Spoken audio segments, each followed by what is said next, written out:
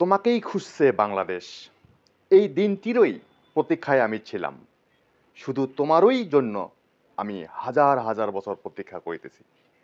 Dear English learners, এই বাক্যগুলির মধ্যে দেখা যাচ্ছে জোর দেওয়া বোঝাচ্ছে তোমাকেই খুঁজছে বাংলাদেশ, এই দিনটিরই অপেক্ষায় ছিলাম আমি এতদিন ধরে। শুধু তোমারই জন্য আমি হাজার হাজার বছর অপেক্ষা করতে পারি। ইংলিশ করার সময় আমরা এই জোর দেওয়া ভাব প্রকাশ করার সময় কোন প্যাটার্ন ব্যবহার করব, ইংলিশে তা কিভাবে লিখব, আজকে আমরা তা শিখতে চলেছি। Anglosphere, your trusted home for learning and practicing English. To learn and practice English, please subscribe the channel. মূলত এই জাতীয় ভাব প্রকাশ করার জন্য আমরা সিম্পল একটি ওয়ার্ড এর ব্যবহার করব এবং সেটি খুবই কমন এবং সবারই জানা, এবং সেটি হচ্ছে ভেরি। এই ভেরি ওয়ার্ডটি ব্যবহার করে আমরা এই জাতীয় কোনো সেন্টেন্সকে জোর দেওয়ার ক্ষেত্রে আমরা ভাব প্রকাশ করতে পারি। মূলত ভেরি একটি অ্যাডভার্ব হিসেবে জানি। অ্যাডভার্ব বলতে নাউন প্রোনাউন ছাড়া অন্য সকল পার্টস অফ স্পিচকে বিশেষিত করে এমন ওয়ার্ডগুলিকে আমরা অ্যাডভার্ব বলবো। আমরা শুধু ভেরিকে অ্যাডভার্ব হিসেবেই জানি, কিন্তু ভেরি যে অ্যাডজেক্টিভ হিসেবেও বসতে পারে তা কি কখনো আমরা ভেবে দেখেছি? আজকে আমরা জেনে নেব ভেরি এর ব্যবহার কেমন করে অ্যাডজেক্টিভের কাজ করে। So my dear learners, today we are going to learn dual uses of very. আজকে আমরা ভেরির ডবল ইউজ শিখতে চলেছি, অ্যাডজেক্টিভ এবং অ্যাডভার্ব। সেন্টেন্সে লক্ষ্য করি, as English is very easy, you will learn English very soon. যেহেতু ইংরেজি খুব সহজ, তুমি সহজেই ইংরেজি শিখতে পারবে। এই সেন্টেন্সের মধ্যে ইজি একটি অ্যাডজেক্টিভ। ইংলিশ কি? সহজ। কেমন সহজ? খুব সহজ।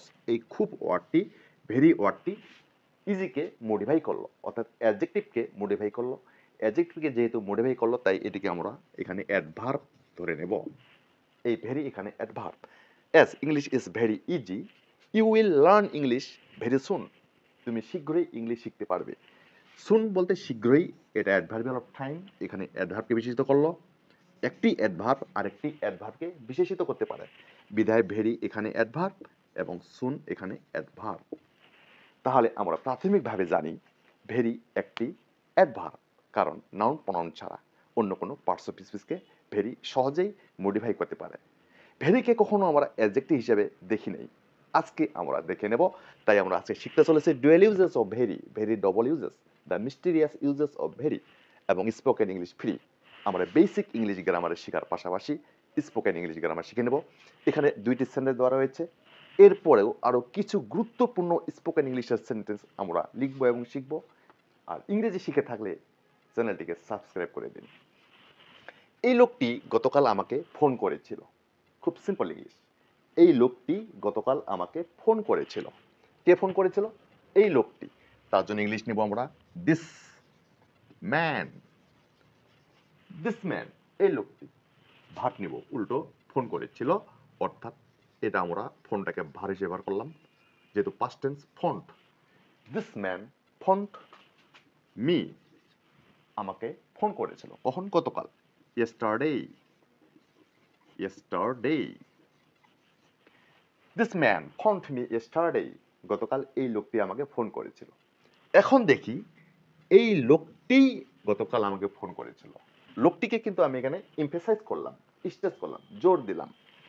সিম্পল লোকটি, কিন্তু এই লোকটি অন্য কোনো লোক না, এই লোকটি, লোকটিকে আমি এখানে জোর দেওয়া বোঝালো এবং নির্দিষ্ট করে বোঝালো, বিধায় এই হস্যই যে আছে জোর দেওয়ার জন্য ব্যবহার করেছি। এর জন্য আমরা সেই এই যে অ্যাডভার্ব ভেরি আছে এটাকে ব্যবহার করব অ্যাডজেক্টিভ হিসাবে। তাহলে এই লোকটি এখানে লিখব দিস ভেরি ম্যান। নাউন বা প্রনাউনকে বিশেষিত করে এমন সব ওয়ার্ডগুলিকে আমরা অ্যাডজেক্টিভ বলি। এখানে দেখি ভেরি ম্যান, এই মানুষটি। কোন মানুষটি? এই মানুষটি। অর্থাৎ এই ভেরি ওয়ার্ডটি এখানে কিন্তু ম্যান ওয়ার্ডটি নাউনটিকে বিশেষিত করলো, বিধায় এখানে ভেরিকে অ্যাডভার্ব না বলে আমরা বলবো adjective. So my dear learners, ঠিক এইভাবেই নাউনের পূর্বে ভেরিকে ব্যবহার করে সেখানে জোর দেওয়া বোঝালে তখনই আমরা ভেরিকে অ্যাডজেক্টিভ হিসেবে পাবো। তাহলে ভেরিকে অ্যাডভার্ব জানলো, ভেরির যে অ্যাডজেক্টিভ ব্যবহার আছে এইভাবেই আমরা শিখে নেব। তাহলে দিস ভেরি ম্যান, এই লোকটি font me yesterday, font me yesterday. তাহলে এই লোকটি হ্রস্বই দিয়ে যখন আমরা জোর দেওয়া ভাব প্রকাশ করলাম, এটার জন্য ইংলিশ বাক্যে সেই নাউনটার পূর্বে যদি ভেরি যুক্ত করে দেই, তাহলে সেই হ্রস্বই বা জোর দেওয়ার কাজটি করে ফেলবে। তাহলে আমরা যখনই কোনো ওয়ার্ডকে, কোনো নাউনকে আমরা এমফেসাইজ করব, জোর দেব, তখনই সেই নাউনের পূর্বে আমরা ভেরি ব্যবহার করব। এখানে দুটি সেন্টেন্স, আরো কিছু গুরুত্বপূর্ণ সেন্টেন্স রয়েছে, সেগুলো এখন আমরা শিখে নেই। তোমাকে খুঁজছে Bangladesh, Bangladesh is looking for you. তোমাকেই খুঁজছে বাংলাদেশ, এখানে জোর দেওয়া হলো, স্ট্রেস দেওয়া হলো। তোমাকেই খুঁজছে বাংলাদেশ, এর জন্য লিখবো কে খুঁজছে, বাংলাদেশ, লিখবো বাংলাদেশ। খুঁজছে চলমান, অতএব ইজ লুকিং ফর,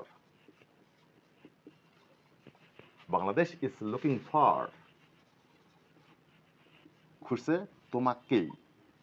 তাহলে this very you, Bangladesh is looking for this very you, এই তোমাকেই বাংলাদেশ খুঁজছে। তুমি পারো আমার ভিডিও ভাইরাল করতে, তুমি, আর তুমি, এর জন্য লিখবো দিস ভেরি ইউ ক্যান, পারো, make my videos viral. This very you can make my video viral. This very you can make my videos viral. শুধু তোমারই জন্য আমি হাজার বছর অপেক্ষা করতেছি।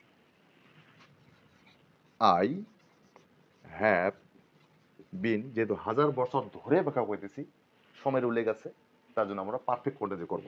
তাহলে I have been waiting, I have been waiting for only this very you,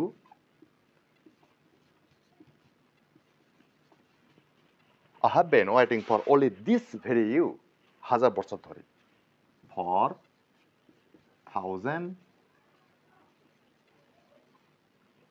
of years. I have been waiting for only this very you for thousand of years. হাজার হাজার বছর ধরে আমি শুধু তোমারই জন্য অপেক্ষা করিতেছি। এটা সেই জায়গা যেখানে আমরা প্রথম দেখা করেছিলাম, এটা সেই জায়গা যেখানে আমরা প্রথম দেখা করেছিলাম, এবং এটা সেই জায়গা, জায়গাটাকে এখানে স্টেজ দেওয়া হচ্ছে। তাহলে এটা সেই জায়গা যেখানে, তাহলে ইংলিশ লিখবো এটা this is the very place, this is the very place in where, ইনটা নাও দিতে পারি, this is the very place in where we দেখা করেছিলাম, পাস্ট টেন্স, অতএব উই এর পরে ভাবটি পাস্ট ফর্ম করলাম, we meet first. This is the very place in where we meet first. এই দিনটারই অপেক্ষায় ছিলাম আমি, অথবা এই মুহূর্তটিরই অপেক্ষায় ছিলাম আমি, যেটাই বলি না কেন, এগুলো তো জাস্ট ফর্মুলা। এই যে কয়েকটা সেন্টেন্স লিখলাম, এই কয়েকটা সেন্টেন্সেই যে শুধু ব্যবহার করবো তা কিন্তু না, আমরা এই ফর্মুলাটা ব্যবহার করে এখান থেকে হাজার হাজার সেন্টেন্স তৈরি করতে পারবো। এটাই হলো ক্রিয়েটিভিটি। আর যাদের মাঝে এই ক্রিয়েটিভিটি থাকবে, তার জন্য ইংলিশ শেখা একবারেই সহজ। এই দিনটারই অপেক্ষায় ছিলাম আমি, ছিলাম, অতএব আই ওয়াজ ওয়েটিং, অপেক্ষা করিতেছিলাম, I was waiting for this very, যেহেতু দিন আছে, ডেই লিখব, দিস ভেরি ডে, মুহূর্ত থাকলে দিস ভেরি মোমেন্ট, যেটা হোক না কেন, তখন এখানে নাউনটি ব্যবহার করে দিলে হয়ে গেল, ভেরি এর পরে আমরা নাউনটি ব্যবহার করে দেব। So my dear learners, this is one kind of cleft sentence. আমরা এই জাতীয় জোর দেওয়ার ক্ষেত্রে আমরা ভেরি সহজেই সেই নাউনের পূর্বে ব্যবহার করে অ্যাডজেক্টিভ হিসেবে কাজ করতে পারি। এখন বেসিক ইংলিশ গ্রামারে যখন এই জাতীয় সেন্টেন্স থাকবে এবং ভেরির আন্ডারলাইন দেওয়া থাকবে এবং বলা হবে এটি কোন পার্টস অফ স্পিচ, আমরা জানবো যেহেতু নাউনকে বিশেষিত করেছে, তাই এই ভেরিকে আমরা এখানে অ্যাডজেক্টিভ ধরে নেব। আর যখনই এই ভেরি নাউন প্রনাউন ছাড়া অন্য কোনো পার্টস অফ স্পিচকে বিশেষিত করবে, তখন সেই ভেরিকে আমরা অ্যাডভার্ব ধরে নেব। So thank you very much for watching এই ভিডিও। এরপরে আমরা গুরুত্বপূর্ণ একটি পার্টস অফ স্পিচের ক্লাস নেব। So waiting.